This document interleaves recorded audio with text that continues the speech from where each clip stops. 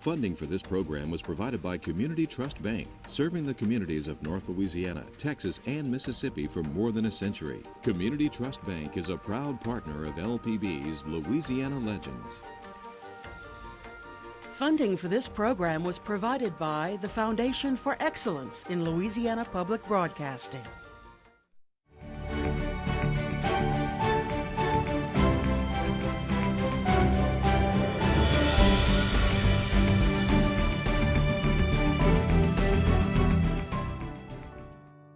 Linda Thomas-Greenfield is a distinguished diplomat who has dedicated her life to the Foreign Service. She was born and raised in Baker, Louisiana during the 1950s. Blessed with a close-knit family and unfaltering faith, Linda's outlook on life was shaped at an early age. Linda is a person who believes that the sky's the limit. She came from a very strong Christian background. She came from humble beginnings. She knew how to make the best of what she had. Linda graduated from Northwestern High School in Zachary in 1970, the same year it desegregated. She always had great potential. And when I think about what Linda has achieved at her background, it's not where you come from, but it's where you're going. After earning a bachelor's degree from LSU, a master's from the University of Wisconsin, and teaching at Bucknell University, she joined the Foreign Service in 1982, serving in Jamaica, Nigeria, the Gambia, Pakistan, and Switzerland. Linda rose through the ranks with her husband, daughter, and son at her side. In 2008, she was sworn in as the ambassador to the Republic of Liberia. It's a big sacrifice. She just loved family and loved to be around her family. She liked to come home every chance she get. She got to have her red beans when she come home, and she cooks it. She got to have her crawfish and, her seafood. Though her Louisiana roots run deep, her genuine Southern charm and gumbo diplomacy have taken her far. We had an opportunity to see what the day and the life of an ambassador is like. We went out in the community and we were hands-on along with her. The people love Linda. She's so giving, so down to earth. And so, come on, let's have fun. And she makes everybody feel welcome. Known as the People's Ambassador, Linda Thomas-Greenfield has worked tirelessly to promote education, equality, and democracy around the world, earning her current appointment in April 2012 as the Director General of the United States Foreign Service. To think that a person, an African-American woman from such humble beginnings would make such an impact on the world makes her a legend. Linda's just an amazing person, and I'm just really honored and glad to have her as a sister. We are really proud of her. Linda's former teacher best describes her quoting the poem True Greatness. She committed it to memory in his class and teaches others its meaning by way of example. A man is as great as the dream he dreams, as great as the love he bears, as great as the values he redeems, and the happiness he shares. A man is as great as the truth he speaks, as great as the help he gives, as great as the destiny he seeks, as great as the life he lives. Hello, I'm your host for Louisiana Legends, Beth Courtney, and today we are very honored to welcome Ambassador Linda Thomas-Greenfield to Louisiana Legends. She herself is, of course, a legend. Welcome, Ambassador. Thank you very much. And welcome home. Thank you. You grew up in Baker, Louisiana. Yes, I did. You've just come off the plane, though, from Liberia, where you're ambassador. That's a long flight, isn't it? 15 hours straight. Gosh, well, don't fall asleep. I'll try not to. If you see me falling asleep, nudge me. And I apologize to your audience if I do. Well, Ambassador, growing up in the 50s in Baker, that was a challenging time, wasn't it? It was. I mean, people see me now as the ambassador But I grew up in a very modest, in fact, very poor family. My father was illiterate. My mother finished high school in 1989, so she had not finished high school. She worked as a maid. My father was a laborer. And we kind of struggled. I'm the oldest of 8 kids, but at the time, I didn't realize that I was poor. I didn't think in those terms of being from a poor family. It was only when I started getting outside of Baker that I realized that I might have been somewhat disadvantaged compared to other people. Did you have a terrific teacher that was a mentor or anything in your younger years? I had a lot of teachers who were mentors. I went to Northwestern High School. It was a segregated school. There was no black school in Baker, so we went to high school in Zachary, and we were bused there. And our teachers were very much part of our community and part of our family. And the one teacher that really had an impact on me was Mrs. White. She was my civics teacher in 10th grade. She was tall, and at the time, I really hated being the tallest person in my school, not just the tallest girl, but taller than most of the boys. And I used to see Mrs. White walking with her head high and with her high heels on, and I kept thinking, I want to be like her. But she was the person I think that has had the most impact on me. I don't even know if she knows that. I don't know where she is. I've never told her that. But that's what a wonderful tribute. And certainly you must have been a good student. You ended up, from there you went to LSU. How did that come about? I was an okay student. I worked hard. I was not one of those people born bright. So I have to work for my grades. So I worked hard in high school. And when I finished high school, I decided that I wanted to do something different from my classmates. And I decided to apply to go to LSU in 1970. And one other classmate, Edna Gorham, joined me there. And it was a tough time to be at LSU. Were you prepared, do you think? I thought I was prepared. I was not prepared. So it was a struggle. But it's a struggle that I like to refer to as having made me a stronger person. It was adversity that was a positive in my life. Did you choose a major that now set you on this course, or was it when you went to graduate school? No, I knew nothing about the Foreign Service at that point. I was a political science major with the intention of going to law school. And I figured political science would prepare me for that more than any other area. I think my son, who's currently in law school, we think English is the major that prepares you best for law school. But my intent was to go to law school. My last year at LSU, I met a professor, one of my professors, who had been at the University of Wisconsin, and she asked what I was going to do when I graduated. And I told her I was going to take a year off to find a job to make some money to go to law school. And she said, why don't you apply to the graduate program at Wisconsin? It's a 1-year program, and then you can go to law school. And that changed my whole life plan. And then you went to Liberia at that time? I did. I decided I did the 1-year master's degree at the University of Wisconsin, started in their PhD program. And that program took me to Liberia in 1978, 1979, and again, really changed the course of my life. Well, you have had such an extraordinary career. I was looking at all the places you've lived, but in the Foreign Service, you spent a lot of time in Africa.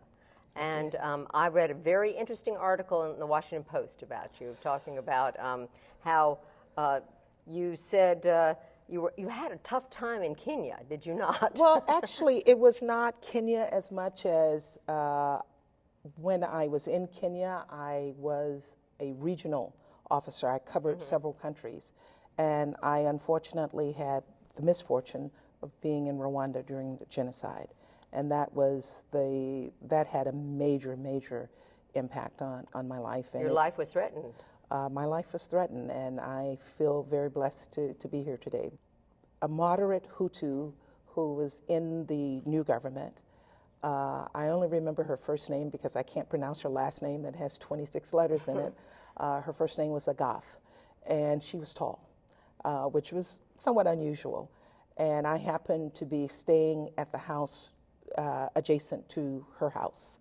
So when the soldiers went in to find her, to assassinate her, they couldn't find her, and they came to the house where I was and saw me there, and I think they thought an African person of African descent. I could not have been a diplomat. I must have been a goth. And what did you say? It was tough. It shocked me when the soldiers broke into the door, and we knew they were looking for her because we had made an attempt to help her get across this 10-foot wall that was between her house and the deputy ambassador's house.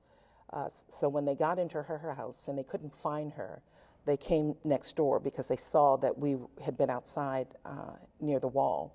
And when they broke in and they pulled out their AK-47s, I had kind of made a plan because we'd heard the shooting during the night, and I'd put on a pair of jeans, and I had my passport, my credit card, $300 US, and $100 in Rwandan currency in my pocket. And so when these guys walked in the door and they cocked their gun, I immediately realized that they thought I was her, and I whipped out my passport and started screaming in French, I'm not the person you're looking for, and I realized they didn't understand French. And I had taken 1 or 2 weeks of classes in Kiswahili, and Kiswahili is a language that's very close to the Rwandan language, Kinyarwanda. And I said in Kiswahili, I am not Rwandese. I live in Kenya. I am an American. Very simple Kiswahili. But how fortunate that you. But they understood, and I also told people at that point, I thought, maybe I ought to be speaking English. Yeah. So I pulled out the deepest Southern drawl that I could pull out of my system, not having lived in Louisiana for more than 20 years, and said, I'm an American.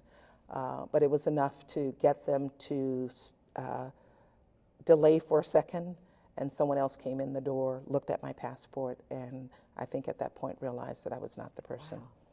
Well, give us a quick, what are the countries you've been in as a foreign diplomat? I served in Jamaica. That was my first assignment in the Foreign Service.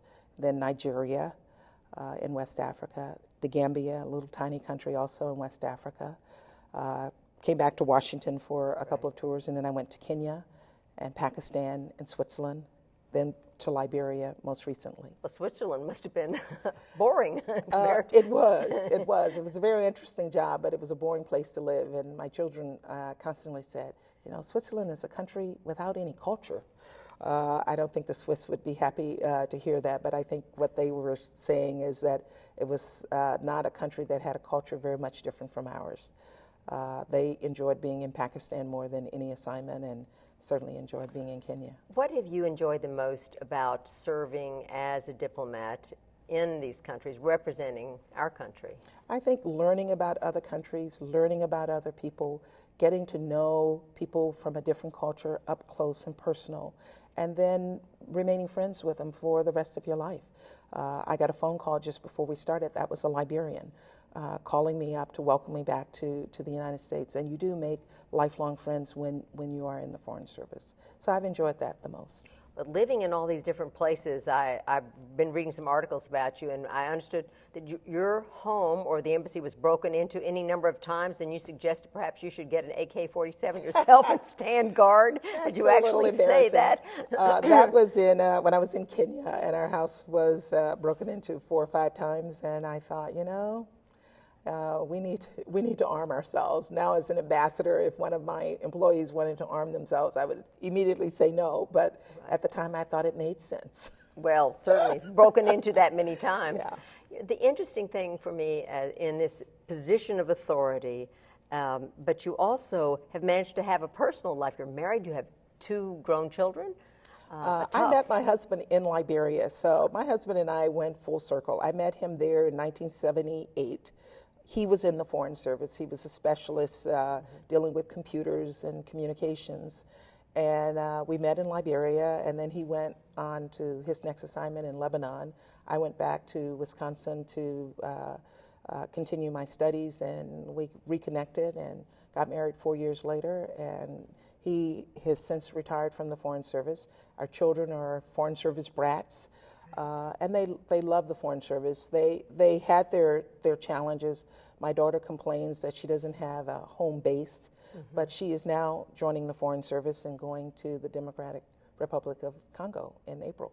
Oh, how interesting. Well, now, you, when you were sworn in as ambassador to Liberia, Condoleezza Rice did Yes, that. she did. Are you all good friends? Or? I would like to consider her a friend. I don't know if she considers me a friend, but it was a wonderful pleasure for me to work for her during the time that she served as Secretary of State. She is, her family is originally from Louisiana, and I had the pleasure of making gumbo for her, which I'm very good at, by the way. And she told me it was the best gumbo she'd ever had. What a wonderful thing that is. So you enjoy cooking? I enjoy cooking. I think if I was not an ambassador, I'd be a cook. Terrific. Yeah. So who taught you to cook? Your mom or? No, my grandmother taught me to cook. My first job at the ripe age of 13 was to work at a camp with my grandmother, where my grandmother was the head cook. And so I was just there in the kitchen to do whatever she told me to do, and if it was cutting chickens or making gumbo or making cornbread. So I started with her at that very early age. But my entire family are cooks. My brothers all cook very well. My sisters all cook. My mother, my father, who's passed away, we were all cooks. And, Do you remain? But I'm the better. You're the all best. of them. You're confident. Yeah. Do you come back to Louisiana often? I try to get back at least once a year, sometimes more often. Whenever I have the opportunity, I do take the opportunity, and it really is home. As I mentioned, I'm the oldest of 8 kids, and the other 7 are all still here in Louisiana, living very close to my parents. We say sometimes that no matter where you go in life, you bring your childhood with you, and you bring some of the lessons that are learned, be it cooking or love of music or whatever. What are the things that you value in Louisiana that you've taken with you around the world? I mean, I think my personality is a Louisiana personality. I like people. I want to be around people. I like to entertain people, and that is very much a trait that many of us from Louisiana have. And certainly Louisiana cooking. I had a young officer in the Foreign Service send me an email recently, and she's from Louisiana, and she sent me an email saying she heard that I made the best gumbo and she wanted to compete with me. And she started talking about gumbo diplomacy. That's great. And I love it because I do practice gumbo diplomacy. If I have people at my house as the ambassador and I want them to really enjoy the meal, I cook it myself. I had the president of Liberia who just got the Nobel Peace Prize, and I wanted to honor her at the ambassador's residence, and I cooked the meal. I made gumbo, and she likes cornbread, but someone told me she likes Jiffy Mix. So I told her, we don't do Jiffy at my house. It has to be made from scratch. So I made cornbread from scratch for her, and she really enjoyed it. What is a day like as an ambassador, or a 24-hour period? This is not the first time I've been asked this question, and it changes on a daily basis. And what is challenging about being an ambassador is you're always the ambassador. So you can't have a bad hair day. You can't get out of the wrong side of the bed. You get up in the morning, and the moment you walk out of the door, you're the ambassador. And people treat you like you're the ambassador. So my day normally starts with an 8:30 meeting. So actually it starts before that. I'm an avid, I go to the gym every morning.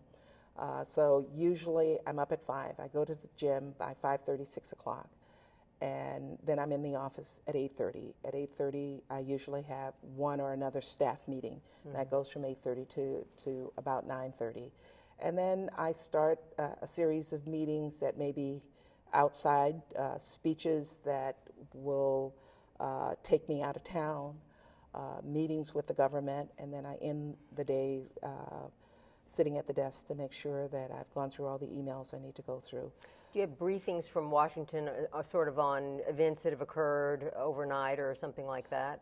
Sometimes we do, but usually it's the other way around. We're briefing Washington on events that have occurred for us that they need to know about before they start their day.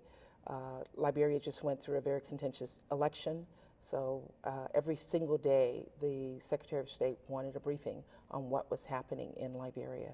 So we had to make sure we got that information to them. I would always say to my staff, make sure you feed the beast, because if you don't feed the beast is going to attack us at 5 o'clock in the morning saying they need a briefing for the Secretary, and somebody has to wake up and do it. So that get would it be, out. That's yeah. right. Well, you know, there have been you've been in places in Africa where there are tremendous problems, poverty and lack of education, and certainly violence and rebellion. Do you have people ask you the question, though, why are we investing so heavily over there when we have so many problems here at home? We get asked that question all the time. And I think the answer is very simple. We're there because we care. And I don't think any American can sit and watch people suffering elsewhere in the world if there's something that we can do about it. So we do it because we care, and we do it because it's less expensive to try to prevent the problems from happening than to let them happen and then come after the fact. So we try to take preventive actions so that we are not responding to major crises. But then when the crises happen, the U.S. is going to be there because Americans care. And yes, we have problems in the United States that we have to deal with every day, and we're dealing with those as well. But we care about the world, and we're known as a country that care. We have a humanitarian spirit that I don't think exists in any other country in the world. And people like me, we're there to make sure that U.S. tax dollars are going to where they're supposed to go. They're not being abused or taken advantage of. And I see it as my goal every day to make sure that I am representing the U.S. government and representing our taxpayers. Well, you're going to take on a new assignment soon. Yes. Can you talk about it? Yes, I can talk about it. I was announced on the 23rd of January to be the next Director General of the Foreign Service and Head of Human Resources. It's a huge job. I am honored that the Secretary and the President would select me for this job. I still have to be confirmed by the Senate. I just got an email as I was coming in that my confirmation will be on the 14th of March, which is sooner than I expected. I'm still in withdrawal mode from Liberia. You said you've been to 7 parties in a row or something? My last month in Liberia was farewells every single day of the week for the past 4 weeks. I told everyone I was running on fumes. I was sleeping about 3 hours every night. And in addition, I had to pack. And that was a chore in itself, and particularly as people were trying to give me mementos to remember Liberia by. The most interesting one was the president of Liberia on Tuesday night, the day before I was leaving, gave me a handmade quilt that had a picture of her giving me an award, a picture of her and I on the quilt, and it's about 6 feet tall. And we had already packed, and our crates had been nailed up, and I wasn't sure what I was going to do with it. But fortunately, when you're the ambassador, they make miracles happen, and the miracle was to get my quilt into the crates and shipped. Well, they have called you, in all the articles I've been reading, the People's Ambassador, and that seems to be your commitment, and we are so honored to be able to call you a native of Louisiana, and I hope that you will stay in touch with us, and I hope you will have an exciting time in Washington. Are you looking forward to perhaps going to the White House? Or? I am looking forward to the job in Washington. It's, as I said, it's going to be very, very challenging because we have to deal with a lot of issues that involve staffing of our more than 240 posts overseas. We are particularly focused on trying to staff Iraq, Afghanistan, and Pakistan. That'll be one of the large issues on my plate when I start the job. I'm not a desk person. I like being called the People's Ambassador because I didn't just sit at my desk all day. I'm someone, I want to get out, I want to meet the people. I felt like I was the ambassador of the American people to the Liberian people, not just the U.S. government's ambassador to the Liberian government. This new job won't give me the opportunity to get out there and be with the people as much as I did in the old job. So we're probably seeing a lot of will you see Hillary Clinton? I think there is probably, if not a daily meeting, a meeting on a regular basis that I will participate in with the secretary, who just, by the way, visited Liberia. She was in Liberia for the inauguration of President Sirleaf, the first woman ambassador, and she and the president are very, very close. And she came for the inauguration, so I had an opportunity for her to visit Liberia and cut the ribbon on a new embassy building we have. We have a gorgeous new building that's high-tech, $150 million operation that's secure and provides a safe and clean environment for our staff.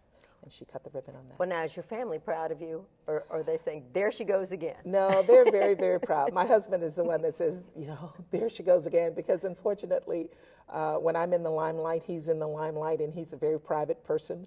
So it's tough for him. But my family here in Louisiana, they're just proud as they can be, and my kids are very proud. My son calls me Tina Turner, because whenever we're around, particularly in Liberia, people are taking pictures, and he says, it's like the paparazzi, it's out, and my mom's Tina Turner. And I said, I just wish I had Tina Turner's legs. Then I would enjoy it. Well, we thank you for spending time with us and congratulate you on being a Louisiana legend. Well, thank you very much. I am really honored. I had no clue what this was about, but I'm very proud to be from Louisiana, and very proud to be honored by Louisiana Legends. Well, enjoyed being with you, and hope you all enjoyed our conversation.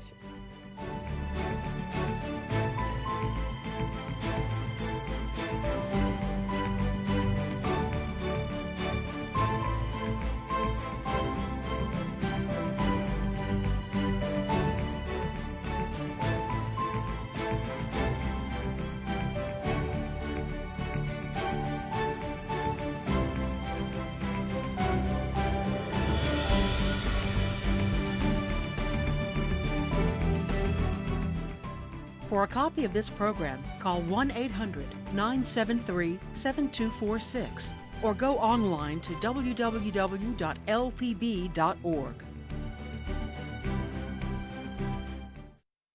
Funding for this program was provided by Community Trust Bank, serving the communities of North Louisiana, Texas, and Mississippi for more than a century. Community Trust Bank is a proud partner of LPB's Louisiana Legends.